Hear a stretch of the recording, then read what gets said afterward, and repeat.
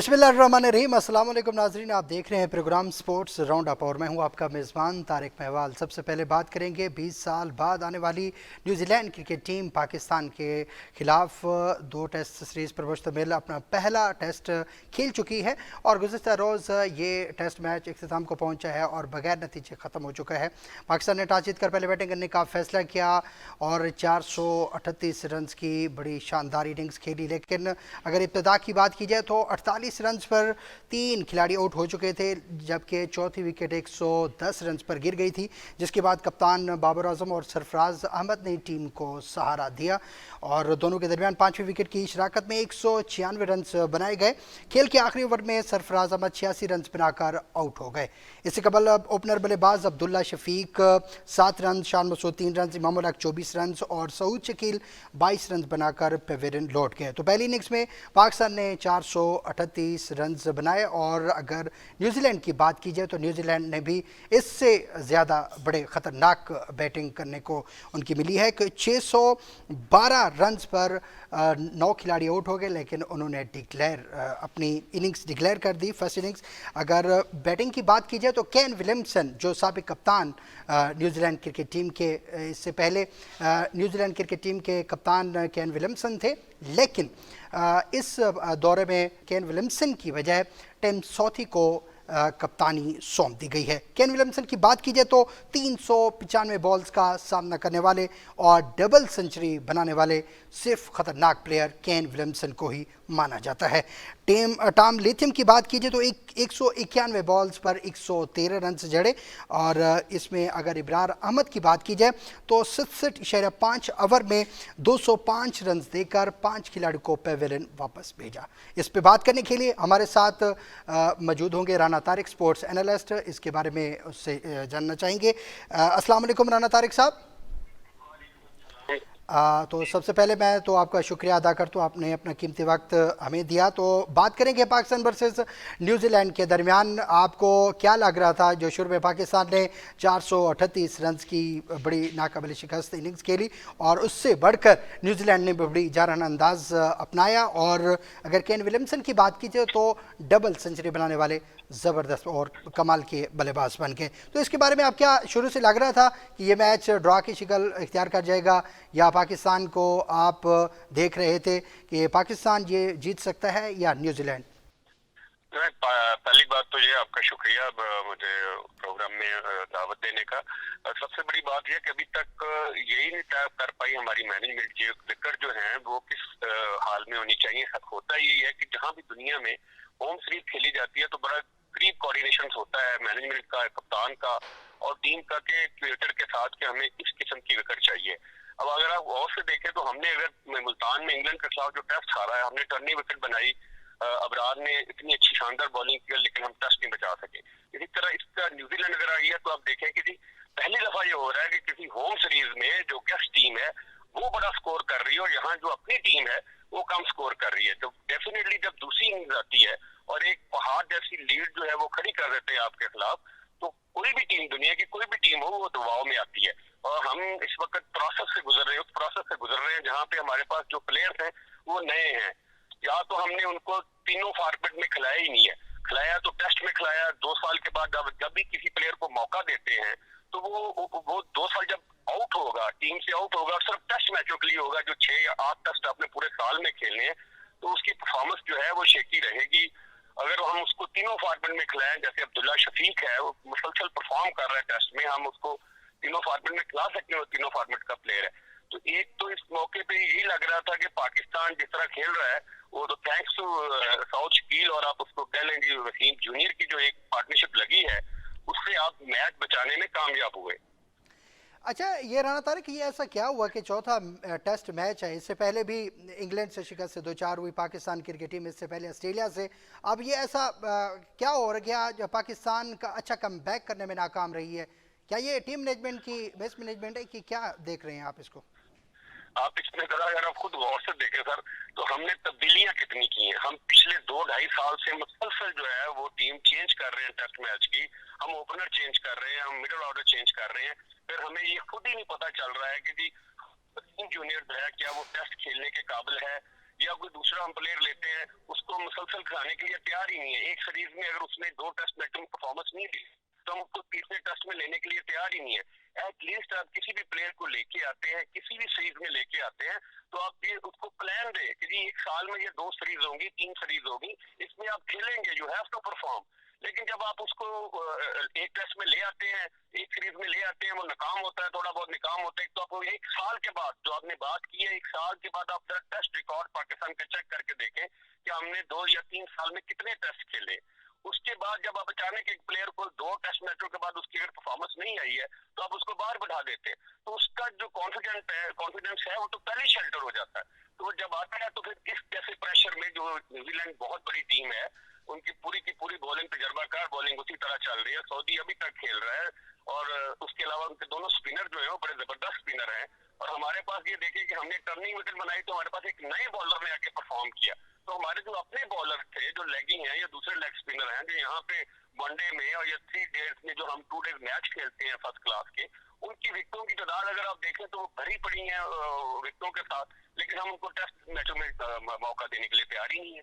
और यही मेन वजह है कि हमारे खिलाड़ी जो हैं इस वक्त कम बैक नहीं कर पा रहे, प्रेशर नहीं ले रहे टेस्ट मैच का, जो उनको उस तरीके से प्रेशर उपलब्ध करना चाहिए जो एक इंटरनेशनल प्लेयर करता है।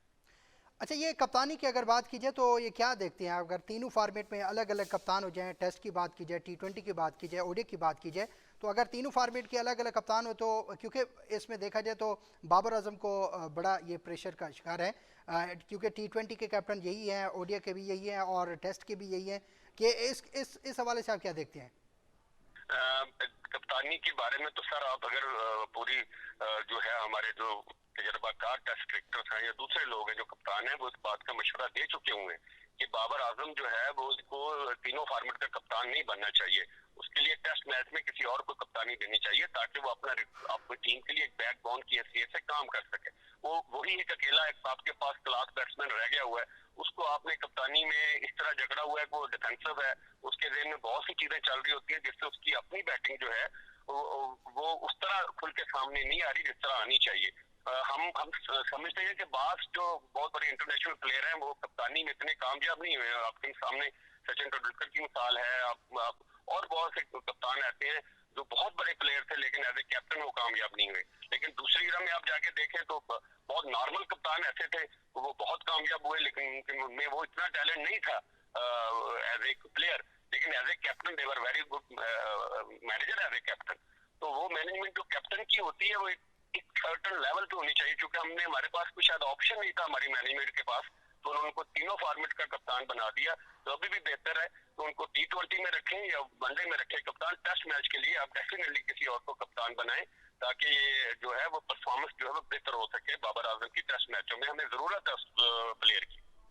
अच्छा, अगर ये पाकिस्तान क्रिकेट बोर्ड की जो तब्दीली हुई है, जो साबिक चेयरमैन रमीज़ हसन राजा को तब्दील कर दिया गया और उसकी जो नजम सेठी की तब्दीली हुई है, इसके बारे में आप क्या कहना चाहेंगे? और अबूरी सिलेक्शन कमेटी के जो चीफ सिलेक्टर मुकर्रर हुए हैं शाहिद खान अफरीदी और उनके हमरा अब्दुल रज़ाक, रऊफ़ इफ्तिखार, अंजुम हारून रशीद, तो इसके बारे में आप क्या, क्योंकि उनका यही फैसला है कि सरफराज अहमद को टीम का हिस्सा बनाया गया है, जो गुज़श्ता 4 सालों से नज़रअंदाज होने वाले साबिक कप्तान और विकेट कीपर सरफराज अहमद को इग्नोर किया जा रहा था, क्योंकि उन्होंने भी शानदार 86 रन की शानदार इनिंग्स खेली, क्योंकि 2019 में ये बाहैसियत कप्तान थे जब साउथ अफ्रीका के खिलाफ जोहान्सबर्ग में और के स्टेडियम में उन्होंने अपना आखिरी टेस्ट मैच खेला था।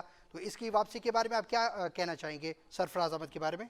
जहाँ तक तो पाकिस्तान बोर्ड की तब्दीली का मामला है, तो मैं जाती तौर पर मेरी ये राय है कि ये कोई अच्छा फैसला नहीं हुआ कि आप रातों रात एक कानून बदल दें और किसी एक को भी लाने के लिए, कोई भी गवर्नमेंट हो, चाहे वो पीटीआई की हो, नून लीग की हो, किसी को भी हो, तो जो एक प्रोसेस चल रहा होता है उसको प्रोसेस को ड्यू टाइम में, ड्यू कोर्स टाइम जो उसका रखा गया उसको पूरा होना चाहिए। क्योंकि बहुत सी ऐसी चीजें चल रही होती हैं जो करंट की होती हैं, कोई शॉर्ट टर्म पॉलिसी होती है, कोई लॉन्ग टर्म पॉलिसी होती है, तो एक दिन से आप उसके ऊपर ये सारा कुछ कर देंगे तो सारी पॉलिसी जो है वो शटर हो जाती है। क्योंकि ये पाकिस्तानी क्रिकेट टीम है और इसके लिए पूरे एक मंसूबे बनाए जाते हैं, एक सीरीज के लिए बहुत पहले प्लान किया जाता है। तो जिस तरीके से रमीज राजा को हटाया गया है वो तो बहुत ही शेमफुल है और उसको जितना भी हम कंडेम करें वो कम है। किसी की सलाहियत है, नजम सेठी की सलाहियत या किसी और की सलाहियत से कोई हम ये नहीं कहते कि वो काबिल नहीं होंगे, लेकिन जिस तरीके से हटाया गया वो गलत है। जहां तक सरफराज की बात है, वो पहले भी टैलेंटेड प्लेयर था, अब भी है, लेकिन सोचने की बात यह है कि कब तक हम इन चीजों में पड़े रहेंगे कि 2-2 साल तक आप पहले उसको आप कप्तानी से हटाते हैं, वही जो आपने अभी 2 मिनट किया है, यही राना आपने तारिक पीछे साहब, ये सरफराज के साथ किया। वजीर पहले आजम आपने उसको वजीर तीनों फॉर्मेट का कप्तान था, आपने उसको हटाया और उसकी जगह पे आप नया कप्तान ले आए। फिर वो 2 साल तक टीम के साथ ट्रैवल करता रहा, बाहर बैठा रहा, उसको मौका नहीं दिया गया, हर तरह के सवालात किए गए कि जी वो अब इसमें क्रिकेट बाकी नहीं रही है। अचानक आपको याद आता है कि नहीं इसको खिला के देखते हैं ये क्या करता है। तो उसमें उसने जो परफॉर्मेंस है वो डेफिनेटली टेस्ट में, पहले भी ये कहा जा रहा था कि टेस्ट में वो परफॉर्मेंस दे सकता है और वो लंबा खेल सकता है, लेकिन यहाँ जो सूरत है वही है सर कि जी जिसको चाहे आप जब चाहे ले आए। पाकिस्तानी लेकिन राना तारिक टीम साहब, जो है, ये पाकिस्तानी वजीर क्रिकेट आजम जो है वजीर वो इसी आजम तरह की है सर। वजीर आजम शहबाज शरीफ का कहना है कि ये जो 2018 में हुकूमत बनी थी पाकिस्तान तरीके इंसाफ की, इमरान खान ने ये आइन बदला था, 2014 को आइन ख़त्म करके 2019 का आइन किया था। लेकिन वज़ीर आज़म शहबाज शरीफ का कहना था कि 2019 के आइन के आने से पाकिस्तान की डोमेस्टिक क्रिकेट में कोई थोड़ी ख़राबी आई है और 2019 का आइन ख़त्म करके 2014 का आइन बहाल किया है और उसकी नजम सेठी को मुकर्रर किया है। क्योंकि आइन में की तब्दीली क्या देखती हैं, ये सही है, मुस्बत अंदाज में जाती है? सर देखिए, जो पहले पीछे ने अगर कोई आइन तब्दील किया तो नया आइन लेके आए थे, तो उस नए आइन में कोई चीज नहीं थी। वो ये थी कि डिपार्टमेंटल क्रिकेट जो थी वो उन्होंने बंद की और उसके बाद उन्होंने ये कहा कि जी हम इसको प्रोविंशियल लेवल पे लेके जाएं, हम इसको डिवीजन सतह पे लेके जाएं। तो ये एक किस्म का स्ट्रक्चर जो है वो पूरी दुनिया में चलता है। आप ऑस्ट्रेलिया को उठा के देख लें, आप साउथ अफ्रीका उठा के देख लें, वो मेडूल गलत नहीं है, मेडूल वो बहुत अच्छा था, लेकिन उसके ऊपर उस तरीके से इम्प्लीमेंटेशन नहीं हुई है। ये मानने वाली बात है कि उस तरीके से उसके ऊपर वो इम्प्लीमेंटेशन नहीं हुई है जो होनी चाहिए थी।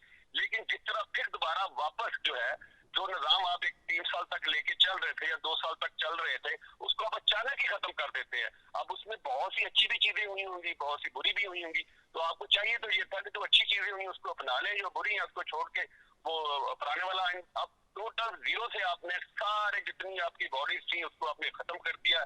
नए सिरे से इलेक्शन होंगे, नए तरीके से दोबारा लोग आएंगे। जैसे आपने शाहिद अफरीदी साहब का सवाल किया था, उनको चीफ सेलेक्टर बना दिया गया है। तो अब देखने वाली बात यह कि क्या शाहिद अफरीदी साहब जितनी उनकी मसरूफियत है, अपनी सारी चीजें हैं, उस तरह से परफॉर्म कर सकेंगे एज ए चीफ सेलेक्टर? हाँ, बिल्कुल बजा फरमा रहे हैं। अगर इससे पहले अगर बात की जाए मोहम्मद वसीम की बात की जाए तो मोहम्मद वसीम का आपका क्या कहना है कि वो चीफ सेलेक्टर थे, लेकिन उनकी सरबराही में, अगर पाकिस्तान क्रिकेट बोर्ड की सरबराही में, तो काफ़ी जो पाकिस्तान के नामवर खिलाड़ी और ख़तरनाक प्लेयर उनसे कोई अच्छा खासा नाराज़गी का इजहार कर रहे थे। मोहम्मद आमिर की बात की जाए, शर्जील खान की बात की जाए, अहमद शहजाद की बात की जाए, तो इन्हीं की ये अब कमेंट्स हैं कि आइन बहाल होने से और पाकिस्तान क्रिकेट बोर्ड की तब्दीली की वजह से ये पाकिस्तान क्रिकेट ये बेहतरी की तरफ ले जा सकती हैं। मोहम्मद आमिर का यही भी कहना था। शर्जील खान की भी अब वापसी हो रही है, हारिस सुहेल की भी ये वापसी हुई है। तो इस बारे में अब क्या कहना, क्योंकि पाकिस्तान के जो अच्छे खासे प्लेयर हैं उन्होंने भी ये सही किया कि ये जो पाकिस्तान क्रिकेट बोर्ड में तब्दीली है ये बहुत अच्छी हुई है। देखिए, जब भी कोई नई मैनेजमेंट आती है तो उसके साथ कुछ लोगों की राय जो होती है वो अच्छी होती है, कुछ उसको तनकीद की निगाह से देखते हैं। आप सबको तो मुतमिन नहीं कर सकते उस तरीके से। अभी जो आप बात कर रहे हैं, अहमद शहजाद की बात कर रहे हैं, दूसरे प्लेयर्स की बात कर रहे हैं, आप उनकी परफॉर्मेंस देखें कि क्या थी। जब वो टीम से बाहर हुए वो परफॉर्मेंस नहीं थी। फिर मैं आपसे वही गुजारिश करूंगा, जब तक हम कोई कंटिन्यूटी 2-3 साल के लिए, कोई चीफ सेलेक्टर आता है 2-3 साल के लिए, जब तक वो तब्दीलियां नहीं लाएगा, वो अपनी एक लॉन्ग टर्म पॉलिसी को लेके नहीं चलेगा, उसमें प्लेयर बनेंगे भी, कुछ सीनियर बाहर होंगे, कुछ आएंगे, इस तरह जाके आप एक टीम डेवलप करते हैं। मुझे ये तो बताइए कि पूरी दुनिया में कोई क्रिकेट बोर्ड उठा के देख लें, कौन सा ऐसा बोर्ड है जो 2 साल के बाद या चीफ सेलेक्टर जो है वो साल के बाद या 2 साल के बाद चेंज हो जाता है। अभी ऑस्ट्रेलिया ने बुरी 3 शिक्स दी है तीनों वनडे में, जो 3 वनडे हुए हैं इंग्लैंड में T20 के बाद, पूरी 3 शिक्सों के बावजूद क्या उनका बोर्ड चेंज हो गया? क्या उनके वो प्लेयर चेंज हो गए जो परफॉर्म नहीं कर पाए थे? उन्हीं के साथ वो चल रहे हैं। अल्टीमेटली जो चीजें होती हैं वो लॉन्ग टर्म पे अगर आप चले जाएं तो वो बेहतर है। इस तरह तो एक एक दो दो प्लेयर के साथ आप बोर्ड चेंज करते रहे, आप चीफ सिलेक्टर चेंज करते रहे, तो आप कभी भी कामयाब नहीं हो सकते। बहुत शुक्रिया राना तारिक साहब, आपका बहुत शुक्रिया वक्त देने का। इंशाल्लाह नेक्स्ट भी आपसे बात करने की कोशिश करेंगे। तो ये थे राना तारिक साहब जो इस पे तबसरा कर रहे थे कि पाकिस्तान क्रिकेट टीम को चाहिए कि ऐसे हालात में ये पाकिस्तान क्रिकेट बोर्ड की तब्दीली करना और अगर मगर के ये फ़ैसले करना ये बहुत नुकसानदेह हैं पाकिस्तान की, ख़ास तौर पर क्रिकेट के हवाले से। तो आज के टॉपिक हमारा यही था, पाकिस्तान वर्सेस न्यूजीलैंड के दरमियान जो गुज़श्ता रोज़ मैच 26 दिसंबर को होने वाला शुरू 30 दिसंबर को ख़त्म हो चुका है और ये मैच ड्रा की सूरत में इख्तिताम पसीर हुआ। फ़िलवक्त मुझे इजाज़त दीजिए, कल के मैच तक दोबारा हाज़िर होंगे, तब तक मुझे इजाज़त दीजिए। अल्लाह हाफ़िज़।